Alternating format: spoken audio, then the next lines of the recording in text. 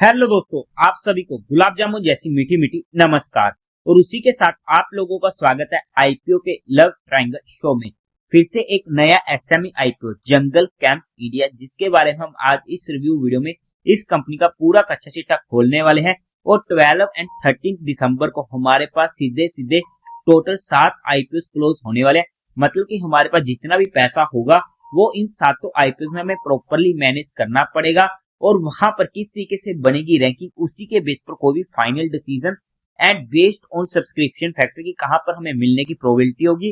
In addition की कौन सा आईपीओ अच्छा हमें देखने को मिलने वाला है, तो उन सभी फैक्टर्स को हम टाइम टू टाइम अपडेट करते रहेंगे। तो चैनल को सब्सक्राइब अभी से कर लीजिएगा।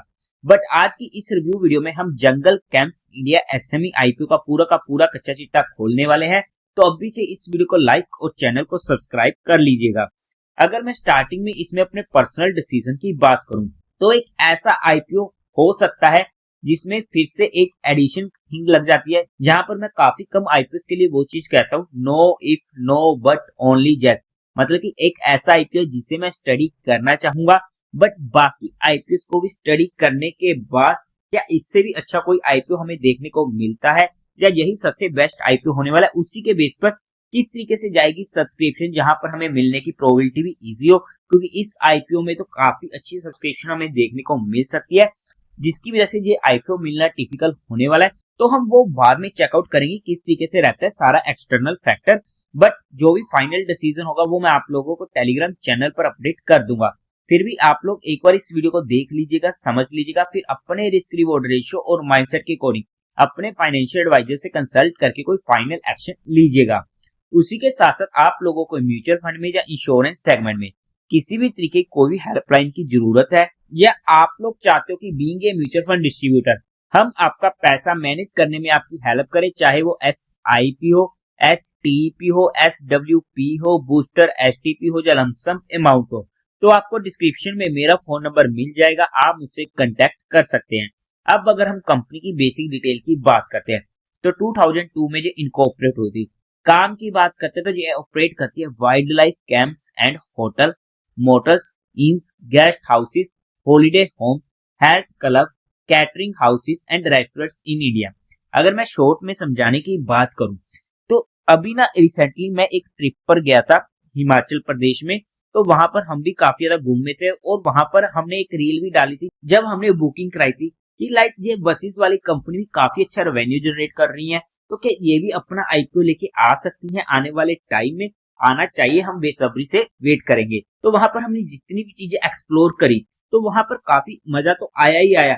बट हमारे मन में सीधा सीधा आया, क्यों ये कंपनी आईपीओ लेके नहीं आती जब इनको एक अच्छा खासा प्रॉफिट होता है। तो उस तरीके की ये कंपनी होने वाली है, जहां पर अगर हम कहीं पर घूमने जाते हैं तो हमारा जितना भी घूमने का सिनेरियो होता है, बुकिंग वगैरह का, घूमने का हो गया, या हमारी एडवेंचर्स वगैरह, कैंपिंग वगैरह, तो वो सारी चीजें इसमें आ जाती हैं, जो इस कंपनी का काम होने वाला है। तो आई होप कि आप लोग इस कंपनी का काम समझ चुके होंगे।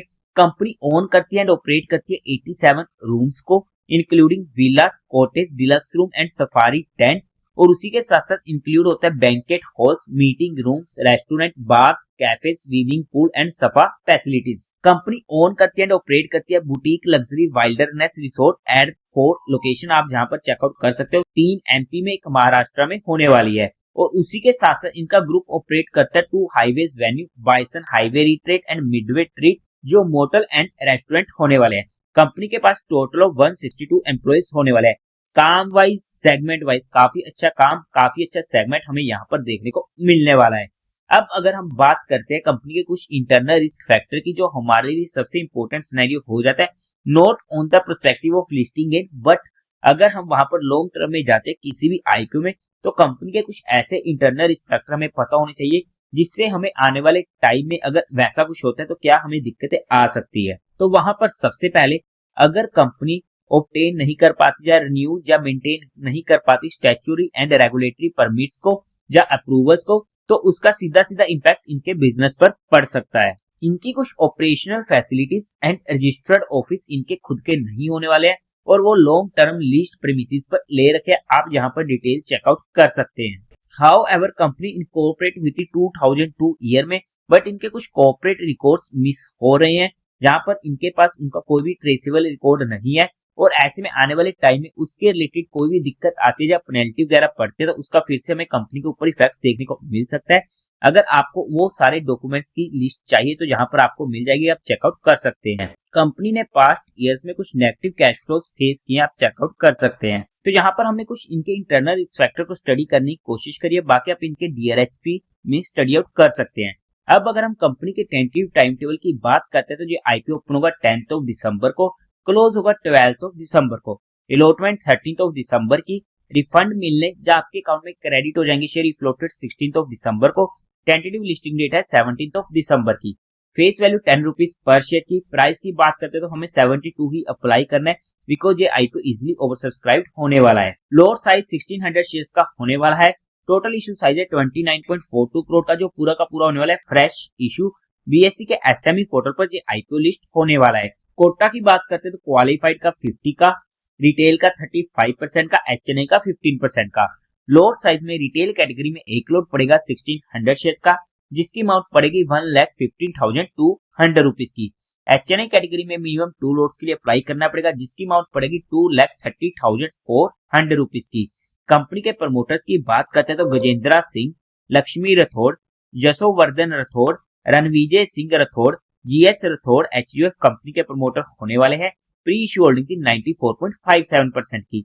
अब अगर हम कंपनी के मेन मुद्दे की बात करते जाने की कंपनी के फाइनेंशियल की, तो वहां पर सबसे पहले टोटल असेट 2022 में थे 18.92 करोड़ के, जो इंक्रीज होते थे फर्स्ट क्वार्टर ऑफ 2025 तक पहुंच चुके 29.56 करोड़ के। डिसेंट ग्रोइंग रेट होने वाली है। रेवेन्यू 2022 में था 7.81 करोड़ का, 2023 में 11.24 करोड़ का एंड 2024 में 18.1 करोड़ का एंड फर्स्ट क्वार्टर में 5.7 करोड़ का। अच्छी ग्रोइंग रेट होने वाली है। प्रॉफिट आफ्टर टैक्स 2022 में था 72 लाख का, 2023 में हमें डिप देखने को मिला, जो हमारे लिए नेगेटिव पॉइंट हो जाता है, चाहे इसका रीजन जेन्युइन ही था, but at the end result देखा जाता है जो हमारे लिए एक नेगेटिव पॉइंट होने वाला है 2024 में। बट इसने काफी अच्छा बाउंस बैक किया और वहां पर प्रॉफिट आफ्टर टैक्स पहुंच चुका था 3.59 करोड़ का एंड फर्स्ट क्वार्टर में 1.1 करोड़ का। हाउ एवर यहाँ पर हमें डिप देखने को मिला, बट कंपनी वापस काफी अच्छा बाउंस बैक कर चुकी है, तो कंपनी के प्रॉफिट अच्छे होने वाले हैं। नेटवर्थ 18.78 करोड़ की, रिजर्व एंड सरप्लस में ऑलमोस्ट 8 करोड़ का, टोटल बोनस कंपनी के ऊपर 4 करोड़ की होने वाली है। ओवरऑल में अगर हम फाइनेंशियल्स की बात करते हैं तो अच्छे फाइनेंशियल हमें देखने को मिलने वाले हैं, इंक्लूडिंग कि जहां पर हमें डिप देखने को मिला, बट इस पॉइंट को कंपनी ओवरटेक कर चुकी है जब कंपनी ने आने वाले टाइम में अपने प्रॉफिट्स को और भी ज्यादा इंक्रीज किया। अब अगर हम बात करते हैं क्यों आ रहे हैं ये IPO, तो इनको सबसे पहले कैपिटल एक्सपेंडिचर की रिक्वायरमेंट है for the project development at Sanjay Dubri national park Madhya Pradesh.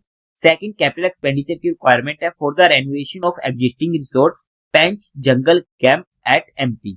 Third, इनको इन्वेस्टमेंट करनी है इनकी सब्सिडरी में मधुवन हॉस्पिटैलिटी प्राइवेट लिमिटेड में, ताकि वहां पर कैपिटल एक्सपेंडिचर हो सके for the project development at Mathura hotel project Mathura में। Fourth, general corporate purpose.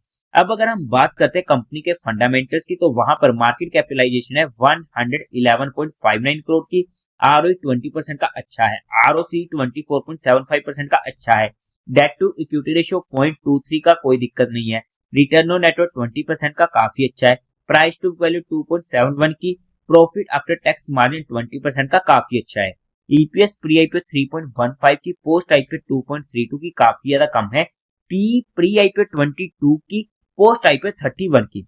अगर हम फंडामेंटल्स की बात करते हैं तो अच्छे फंडामेंटल हमें यहाँ पर कंपनी के देखने को मिलने वाले हैं। अब अगर हम बात करते हैं पीयर टू पीयर कंपिटिटर्स में, तो वहां पर वेस्ट ईस्टर्न होटल्स 211 का P, द बाइक हॉस्पिटैलिटी 54 का P, एस्पायर हॉस्पिटैलिटी 104 का P, रास रिसोर्ट एंड अपार्ट होटल्स 117 का P। अपने पीयर कंपिटिटर से ये IPO हमें काफी सस्ता आते हुए देखने को मिल रहा है, बट हाँ, ये direct apple to apple comparison नहीं है, इस पॉइंट को हमें ध्यान में रखना पड़ेगा। अगर हम इसके GMP की बात करते तो आज के टाइम पर 100% के ऊपर का हमें GMP भी देखने को मिलने वाला है। अब अगर हम बात करते हैं इसकी वैल्यूएशन की based on the 2025 financial year data या फिर 2024 के बेस पर, तो उसके बेस पर ना ही ये IPO सस्ता आ रहा है ना ही महंगा आ रहा है, मतलब कि कंपनी अपना IPO फुली प्राइस लेके आ रही है। बट हमने यहाँ पर कंपनी को सिर्फ education and learning perspective study किया है, किसी भी तरीके कोई भी इन्वेस्टमेंट टिप या एडवाइस नहीं है। फिर भी आप लोगों को कोई भी काम करना हो, कोई भी एक्शन लेना हो, तो एक बार अपने फाइनेंशियल एडवाइजर से कंसल्ट करके कीजिएगा। तो देवी और सज्जनों, उम्मीद है आप लोगों को ये वीडियो अच्छी लगी होगी, तो इस वीडियो को लाइक कीजिएगा, शेयर कीजिएगा और साथ ही साथ चैनल को सब्सक्राइब करें। हर हर महादेव।